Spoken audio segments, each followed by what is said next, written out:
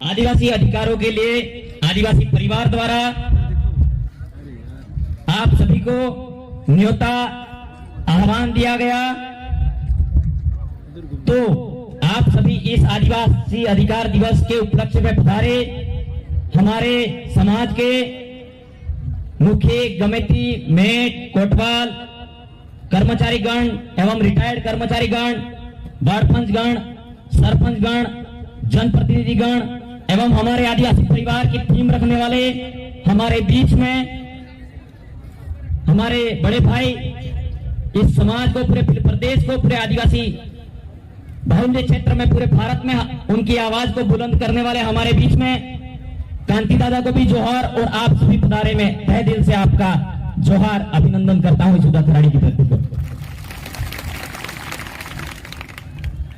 हमें आज पता लग रहा है साथियों कि हमारे अधिकारों की बात करनी चाहिए, लेकिन हमारे यहाँ के बुद्धिजीवियों ने 2007 को जब संयुक्त राष्ट्र संघ में 144 देशों की सहमति के उपरांत संवैधानिक हक अधिकारों की बात करने के लिए भारत को भी या पूरे विश्व को उनके अधिकारों की बात रखने के लिए ऐसा घोषणा पत्र और ऐसी सहमति बताई जाए और जताई जाए, यूं करके उन्होंने ऐसी हमको अधिकार दिए। लेकिन हम लोग 16 साल बाद भी आज हम हमारे अधिकारों को समझ नहीं पा रहे। कहीं ना कहीं हमारी मूल पहचान और मूल भाषा और मूल संस्कृति और हमारे मूल हक अधिकार है, उनको पहचान नहीं पा रहे हैं। साथियों, कहीं ना कहीं ये हो रहा है कि 16 साल पहले हमारे अधिकारों के लिए ऐसा स्टेटमेंट पारित हुआ, तो हम लोगों को आज पता लगा ऐसा का ऐसा हमारे साथ में 46 साल या उससे पहले भी वर्षों से, सदियों से चलता आ रहा है। मैं आपको हमारे भारत के प्रथम प्रधानमंत्री पंडित जवाहरलाल नेहरू, उसके बाद में गुलजारीलाल नंदा बनते हैं, लाल बहादुर शास्त्री बनते हैं, उसके बाद और गुलजारीलाल नंदा बनते हैं, उसके बाद इंदिरा गांधी, उसके बाद में जो 1977 में जो एक हमारे प्रधानमंत्री गुजरात के बनते हैं मोरारजी देसाई। हमारे संविधान में आर्टिकल 12 से 35 तक हमारे संविधान में हक अधिकारों का उल्लेख है, लेकिन हमारे संविधान में जो हम आज ठोकरें खा रहे हैं, कहीं ना कहीं हमारे मूल अधिकार को, जो 7 अधिकार थे, किसने खत्म किए? यहां बात किसी भी व्यक्ति ने लोकसभा, विधानसभा, राज्यसभा में ये प्रस्ताव ले जाकर नहीं रखा कि 1977 में किस व्यक्ति ने हमारे अधिकार को खत्म किया। हमारे पुरखों ने 12वीं शताब्दी, 15वीं शताब्दी में लड़ झगड़ करके हमारे इस जल, जंगल, जमीन के मालिकाना हक दिलवाया था, लेकिन उसके बाद में जब 1977 में पता लगा इन लोगों को कि इन लोगों की जमीन है, वो इनका असली सोना है, ये लोग इनका हक जताएंगे, तो हम लोग कहां जाएंगे? तो उसके बाद में मोरारजी देसाई प्रधानमंत्री थे। उस समय मोरारजी देसाई ने जो हमारा संपत्ति का अधिकार था, आपका जमीन का अधिकार था, यानी कि आपके जमीन के अंदर सोना निकले तो आपका है, आपके जमीन के अंदर रेती निकले तो वो आपकी है, आपके अंदर पत्थर निकले तो वो आपका है। हमको आज पता लगा हमारा अधिकार ही नहीं। आप सरकार मनसा काम करती है, लेकिन हम लोग बोलते नहीं है। उस टाइम स्टेटमेंट में ये बात सामने आई कि जमीन ले सकता है, मतलब सरकार ले सकती है। हमारे पुरखों ने जो स्टेटमेंट रखे थे, ब्रिटिश सरकार ने जब ब्रिटेन में हक अधिकार दिए थे, उस टाइम ऐसा नहीं किया था। यहाँ तो केंद्र सरकार, राज्य सरकार, कोई भी सरकार नहीं ले सकती है, और गैर आदिवासी तो ले ही नहीं सकता है। आदिवासी की मूल मालिकाना हक आदिवासियों का है। लेकिन जब 1977 में संपत्ति के अधिकार को नष्ट किया, उसमें यह लिखा गया उन लोगों ने कि हम लोग विकास के नाम पर आपकी जमीन को लेंगे, विकास के नाम पर आपकी जमीनों को लेंगे। तो हमारे वाले उस टाइम कोई बोलने वाले थे नहीं, तो उन लोगों ने विकास के नाम पर लेंगे, तो सरकार ने यह स्टेटमेंट निकाला था कि जो जमीन जा रही है उसका हम मुआवजा देंगे। क्या लिखी गई थी बात? जो जमीन जिसकी कोई विकास के कार्य में, रोड के कार्य में जा रही है, कोई रेलवे पर ट्रैक बन रहा है उसमें जा रही है, हवाई पट्टी बना रहे उसमें जा रही है, तो हम लोग उनका मुआवजा देंगे। लेकिन आज क्या वो 1977 में मोरारजी देसाई की सरकार थी, क्या वो सरकार के जो 44वें संविधान संशोधन में ये हमारे संविधान अधिकार को बदला गया? उस अधिकार के स्टेटमेंट में क्या आज हम हमारे सरकार से हम मांग करना चाहते हैं, मेरी जमीन चली गई तो क्या ये रोड बन रहा है, या पास में आपका मकान है तो आपको सरकार मुआवजा दे रही है या नहीं दे रही है? ये आपको सोचना समझना है साथियों।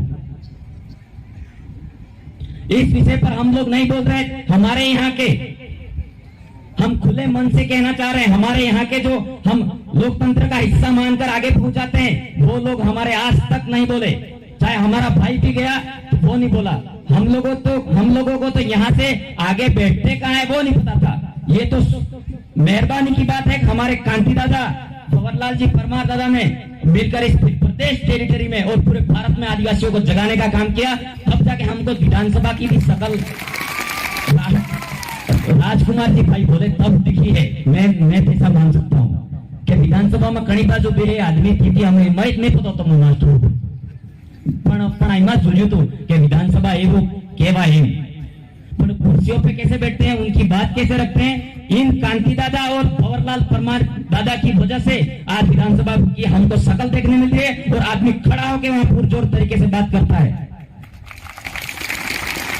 और मैं इस मंच के माध्यम से ये कहना चाहता हूं, हम लोग पार्टी सर्वोपरि नहीं मानते, हमारा समाज, आदिवासी समुदाय, आदिवासी परिवार सर्वोपरि मानते हैं।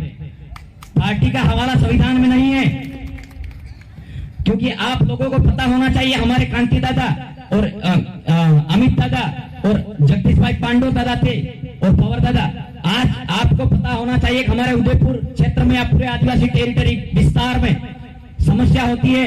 क्या आप लोग इनको कांति भाई को पैसे दे रहे हो? क्या कांति भाई आपके लिए बोल रहे हैं? कांति दादा को चिंता हो रही है कि मेरा समाज मेरे लिए सब कुछ है। कांति भाई आज प्रिंसिपल क्यों नहीं होते? कांति भाई आज उच्च न्यायालय में वकील नहीं होते क्या? मतलब कहीं ना कहीं उनके ऊंचे ओहदे पर पढ़ाई के तौर पर उनका निजी स्वार्थ पर रोजगार कमाने के लिए ऊंची पोस्ट पर भी होते। कोई कणु कहता है कांति भाई ने नोम ली है, अमित भाई नोम ली है या अनंत नोम ले प्रचार करવો है।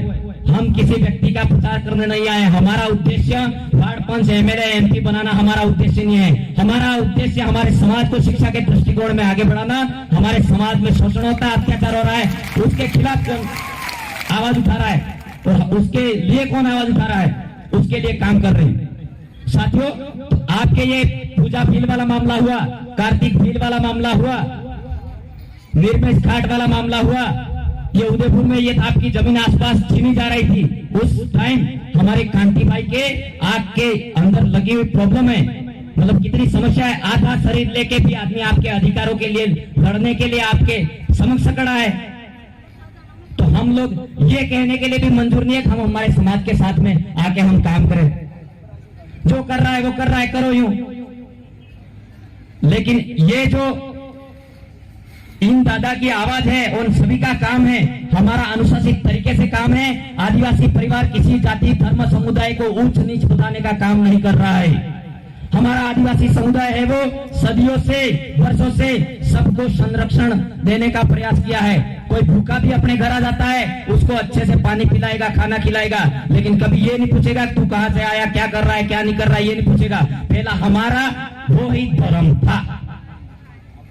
लोग यूं कहते हैं कि हमारा धर्म वो धर्म नहीं था। आपने कहूं क्या तुम पानी पीवड़ा दियो धर्म था हिम, तो हमारे वाले लोगों ने उसको कन्वर्ट कर दिया धर्म में। असल कौन करी धर्म था ही, यूं कहते थे। धर्म का उल्लेख ऐसे नहीं था हमारे आदिवासी समुदाय में। हमारे आदिवासी समुदाय जीव मात्र मानव मात्र कल्याण के उपलक्ष्य में काम करता है। हमारे वाले पुरखे और हमारे जैसे कोई महिला होती है બપોરમાં તરજુ થાય જાય તાણા થોડી પાવલા આપણે અહીંયા માટલું મેલજો ધર્મ થાય वो धर्म થાય वो धर्म का वो काम को अपना सर्वोपरि मानते थे। यानी कि हमारा आदिवासी समुदाय है वो प्राकृतिक जीवन नैसर्गिक जीवन शैली को पूछता आया है, काम को प्राथमिकता मानता है। तो इन दादाओं का और सबका ये काम कर रहे हैं, तो आपको एक करने का काम कर रहे साथियों। कंधे से कंधा मिलाकर आप आदिवासी परिवार की विचारधारा के साथ में जुड़ जाइए। ये लोग अंधविश्वास के खात्मे करके आपके शिक्षा के बारे में ये चिंता कर रहे हैं, आपके स्वास्थ्य के बारे में चिंता करते हैं, आपकी जमीन के बारे में चिंता करते हैं, आपके जो पेट के अंदर बच्चे पल रहे हैं हमारे भी और सबके जो न्याय हैं आए हैं उन सभी के लिए काम कर रहे हैं, किसी अकेला का काम नहीं कर रहे हैं साथियों। ये बात